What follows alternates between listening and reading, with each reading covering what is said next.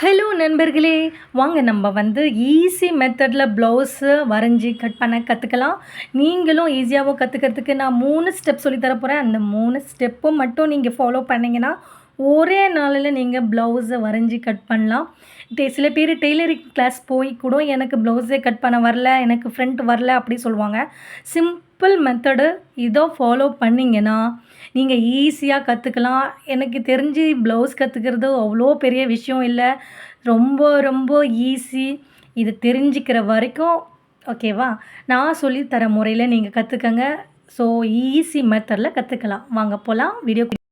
இப்போது நம்ம back side எடுத்தோம் இல்லையா, அதை துணியை க்ராஸாக வச்சு அந்த க்ராஸ் கட்டிங் அங்கே பாருங்கள், மேலே வி ஷேப் தெரியுது பாருங்கள், அது மேலே அப்படியே போட்டுட்டு இந்த பேக் சைடை நம்ம ஃப்ரண்ட்டு எடுக்கிறதுக்காக இதை நம்ம ட்ராப் பண்ண போகிறோம். ஸோ இதை ட்ராப் பண்ணிவிட்டு தான் நம்ம வந்து ஃப்ரண்ட்டு மெஷர்மெண்ட்டை வரைய போகிறோம். ஓகேங்களா? ஸோ இதை அப்படியே மார்க் பண்ணிக்கோங்க. கொஞ்சம் கூட மிஸ் ஆகாமல் அப்படியே க்ளோஸாக மார்க் பண்ணுங்கள். மார்க் பண்ணிவிட்டு அந்த டாட்டெல்லாம் கண்டிப்பாக தேவை, ஏன்னா கொஞ்சம் மிஸ் பண்ணோன்னா லூஸு டைட்டு வரும். ஸோ இதை அப்படியே வரைஞ்சிக்கோங்க.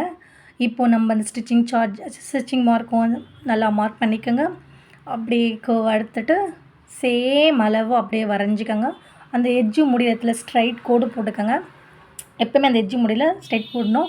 ஸோ 3 மெத்தடை ஃபாலோ பண்ணலாம். வாங்க போகலாம். ஓகே, இப்போது நம்ம மெஷர்மெண்ட் ப்ளவுஸை எடுக்கணும். ஓகேங்களா? மெஷர்மெண்ட் ப்ளவுஸு இந்த ஷோல்டர் ஸ்டிச்சிங் இருக்கு இல்லையா, நல்லா பாருங்கள். இந்த ஷோல்டர் ஸ்டிச்சிங்லேருந்து இந்த டாட்டு ஸ்டார்ட் ஆகுது பாருங்கள், ஃப்ரண்ட்டு டாட்டு ஸ்டார்ட் ஆகிற இடத்துல இப்படி ஈவனாக மடிச்சிட்டு அது என்ன இன்ச்சில் வருதுன்னு பார்க்கணும். பாருங்கள், இந்த shoulder to first dot start ஆகிற இடத்துல. ஓகேங்களா? பார்த்துக்கோங்க. இப்படி போட்டுட்டு எடுங்க, இல்லைனா உங்களுக்கு வந்து முன்ன பின்ன வந்துடும். ஸோ ஸ்ட்ரைட் அப்படி போட்டுட்டு எடுங்க. ஓகே, இப்போது நம்ம அந்த ஷோல்டர் பார்க்க போகிறோம். அந்த கப்பு சைஸ் இருக்கு இல்லையா, அதை எடுத்துட்டு பார்த்துக்கோங்க, நல்லா பார்த்துக்கோங்க. இப்படி அளவு எடுக்கணும். ஓகேங்களா? அந்த ஷோல்டர் டூ ஃபஸ்ட்டு டாட்டை அளவை எடுக்கணும். இது ஃபஸ்ட்டு ஸ்டெப். நான் சொன்னது 3 ஸ்டெப்பு தெரிஞ்சால் உங்களுக்கு போதும் நான் சொன்னேன். ஃபஸ்ட்டு இதை கற்றுக்கோங்க. ஷோல்டர் ஸ்டிச்சிங்லேருந்து இங்கே வரைக்கும் 10 and half இருக்குது. ஓகேங்களா? இப்போது அந்த பாயிண்ட், மேல் பாயிண்ட் வந்து கீழ் கோடுக்கு எவ்வளோ வருது? 2 and half. Okay, 2 and half வருது. இப்போ இதை மார்க் பண்ணி வச்சுக்கோங்க. இந்த ஃபஸ்ட்டு ஓகே, 3ல் 1 கற்றுக்காச்சு ஃபஸ்ட்டு. இப்போது இது சென்டர் கோடு எடுத்தாச்சு, லென்த்து எடுத்தாச்சு, அகலத்தை பார்க்கணும். ஓகேங்களா? இப்போ வந்து நம்ம ஷோல்டர் முதல்ல ஃப்ரண்ட்டு நெக்கு வரைஞ்சிக்கணும், அப்போ தான் அதை எடுக்க முடியும். ப்ளவுஸு போட்டுட்டு இங்கே பாருங்கள், அந்த ஷோல்டர் ஸ்டிச்சிங் மார்க் இருக்கு இல்லையா, அங்கே போட்டுட்டு அங்கே மார்க் வரைஞ்சிக்கோங்க.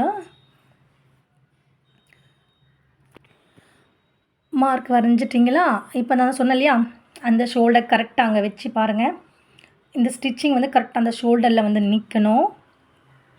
அதுக்கப்புறம் இந்த ஹார்ம் ஹோல் கரெக்டாக அந்த ஸ்டிச்சிங்கில் வந்து நம்ம ஏற்கனவே மார்க் பண்ணி வச்சுருக்கோம் அந்த டாட்டு கூட அதை மேட்ச் பண்ணோம். ஆனால் அதை வந்து அங்கே கரெக்டாக வைக்கிறதுக்கு முன்னாடி நம்ம ஆல்ரெடி பேக் வரையும் போது எக்ஸ்ட்ரா அளவை விட்டு தான் கட் பண்ணியிருப்போம். ஸோ இதை வந்து நம்ம கரெக்டாக வரைஞ்சிக்கணும். இது நெக்கு வரைஞ்சிக்கிறோம். நெக்கு வரையும் போது கரெக்டாக அந்த ஊக்கு மாற்றோம் இல்லையா, அந்த சைடு வந்து கரெக்டாக பாயிண்ட் எடுத்து ஸ்ட்ரைட் கோடு போட்டுக்கணும். அதுதாங்க மெயினு. இந்த பாருங்கள், நெக்கு வரைஞ்சின அது எங்கே முடியுதோ அந்த இடத்துல ஸ்ட்ரைட் கோடு போட்டுக்கணும். இப்போ நம்ம வந்து 10 and half ஸ்ட்ரைட்டாக எடுத்துக்கிட்டோமா, இப்போது 2 and half. இப்படி எடுத்த உடனே அந்த டாட்டை வரையக்கூடாது, புரியுதுங்களா? அதுக்கு இன்னொரு ஸ்டெப் இருக்குது. ஃபஸ்ட்டு ஸ்டெப் கற்றுக்கிட்டோம், இதுதான் செகண்ட் ஸ்டெப். நல்லா பாருங்கள், இந்த பாயிண்ட்டுக்கு நம்ம ஊக்குதோ காஜா மாட்டோம் இல்லையா, அந்த சைடும் ஐப்பட்டி சைடும் பார்க்கணும். பார்த்துட்டு ஈக்குவலாக வருதா பார்க்கணும். இதுவும் அந்த பாயிண்ட்டும் ஜாயிண்ட் ஆகுதா பார்க்கணும். பார்த்தேன், நான் கரெக்டாக பர்ஃபெக்டாக வந்து நின்றுச்சு. ஸோ இது ரெண்டுத்தையும் மேட்ச் ஆகிற இடத்துல தான் நீங்கள் அந்த ஃபஸ்ட் டாட் ஸ்டார்ட் பண்ணணும். புரியுதா? லென்த்து பார்க்கணும், அப்புறம் அகலம் பார்க்கணும். அந்த இது 3 1/2 அது 10 1/2 எங்கே மேட்ச் ஆகுதோ அந்த இடத்துல போட்டுக்கணும். அது நான் அடுத்த டாட் கீல்ஸ் டாட் வந்து 2 1/2 இருந்துச்சு, அதை வரைஞ்சிக்கிட்டேன். அப்புறம் 1 1/2 வரைஞ்சிக்கிட்டேன். இப்போது இங்கே வந்து இங்கே மாதிரி நெக்கு சைடு இருந்து ஒரு அளவு பார்க்குறோம் இல்லையா, அந்த அளவு வச்சு 1/2 இன்ச்சு கொஞ்சம் மார்க் பண்ணி அது கூட ஜாயின் பண்ணோம்.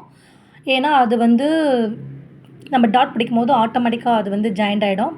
இங்கே பாருங்கள், ஊக்கு சைடில் இருந்து அந்த பட்டி கரெக்டாக இருக்கா பார்த்துக்கோங்க. இந்த 1.5 இன்ச்சு கொடுத்தோலையும் அங்கே பார்க்கணும். அதுக்கப்புறம் அங்கே ஹார்ம் ஹோல்லேருந்து பட்டி ஜாயின் பண்ணுறோம் இல்லையா, அது ஸ்டார்டிங் பாயிண்ட்டை பார்க்கணும். எட்ஜ் வரைக்கும் பார்க்கக்கூடாது. அது பாருங்கள், ஸ்டார்டிங் நம்ம தைக்கிறோம் இல்லையா, அதை பார்த்துட்டு இது 2யும் மேட்சாக இருக்குதா பார்க்கணும். அவ்வளோதாங்க. இந்த 3 ஸ்டெப்பு இருந்தால் மட்டும் உங்களால் ஈஸியாக ப்ளவுஸு கற்றுக்கலாம். அவ்வளோ சிம்பிள் மேட்டர். இந்த டாட் இருக்கு இல்லையா, அது மட்டும் நீங்கள் ஈஸியாக கற்றுக்கிட்டா போதும். எக்ஸ்ட்ரா இந்த டாட்டெல்லாம் வந்து ரொம்ப முக்கியம் கிடையாது. ரொம்ப முக்கியம்னா நம்ம ஒரு தோராயமாக போட்டுக்கலாம். ஆர்ம் ஹோல் பாயிண்ட் வந்து 3 பாயிண்ட்டோ இல்லை அப்புறம் ஊக்கு சைடு மாட்டுறது வந்து 2 பாயிண்ட் அப்படி வச்சுக்கலாம். அது ரொம்ப முக்கியம் இல்லை. அது ஓரளவுக்கு நம்ம பேசிக் வரைஞ்சால் போதும். ஆனால் இந்த பாயிண்ட்டு கண்டிப்பாக வேணும். ஓகே.